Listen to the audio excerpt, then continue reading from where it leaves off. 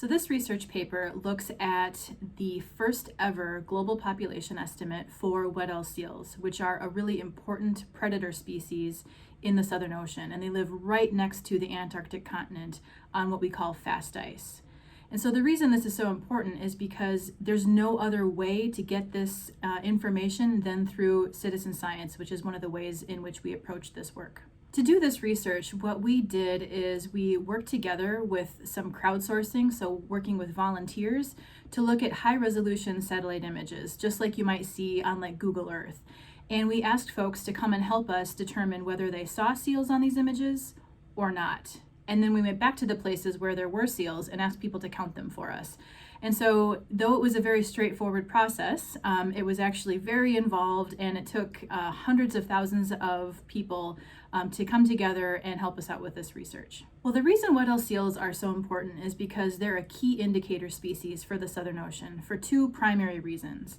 The first is that they live on fast ice, which is the ice that's literally fastened to the Antarctic continent. It's the same habitat that emperor penguins use. And so as the climate continues to change, we might expect that fast ice to change as well. And so if we understand where the seals are and how many there are, that gives us an idea of how the ecosystem might be changing.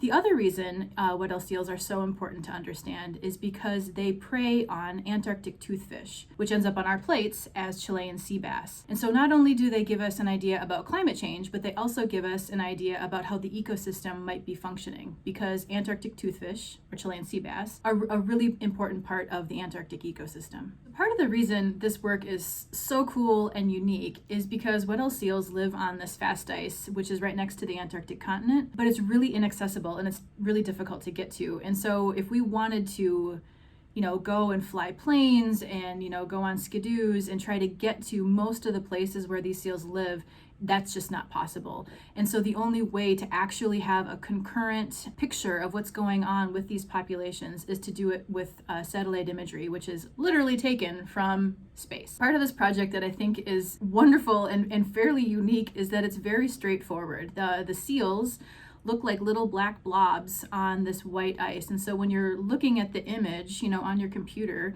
that's taken from space, these seals are very easy to see. And so what we asked volunteers to do was to come in, look at the images on their computer and say, do you see a seal? Do you not see a seal? And then once we were able to figure out where all the seals were located, then we said, okay, now can you tell us how many you think there are? And literally all it was just putting your cursor on top of the seal and saying, okay, here's one, here's one, here's one. And then all of that information was stored in a database, and we got that information back. And then we started all of the statistical modeling and understanding their habitat and population estimates. Part of the reason that we haven't been able to use other tools to date is because at the moment, at least in our experience, the human brain and the human eye is far better than any automated algorithm would be at the moment. And furthermore, if we wanted to train such algorithms in the future, this is exactly the kind of data set that we need. So in other words, what we were able to do was look at the entire coastline for seals and have all kinds of training data sets to say, here's where they are, here's where they're not. And along the way, we were able to figure out what their habitat is and how many there are. And now, with all of that data, we can repurpose it to train more algorithms for the future.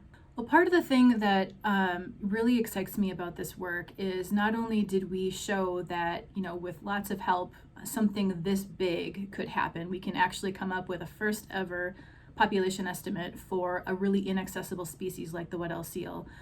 But the other thing is it showed that we can do this again and again if we wanted to. And now we can be even more efficient about it. And so in 5 years' time or 10 years' time, we can go back to these places and say, okay, how has the population changed? And the reason that's important is because Weddell seals are an important indicator species in the Southern Ocean, and there are many different conservation measures that include understanding how they're doing. And so the point here is we now have an opportunity and a method to continually monitor the system in a way that we've never been able to before.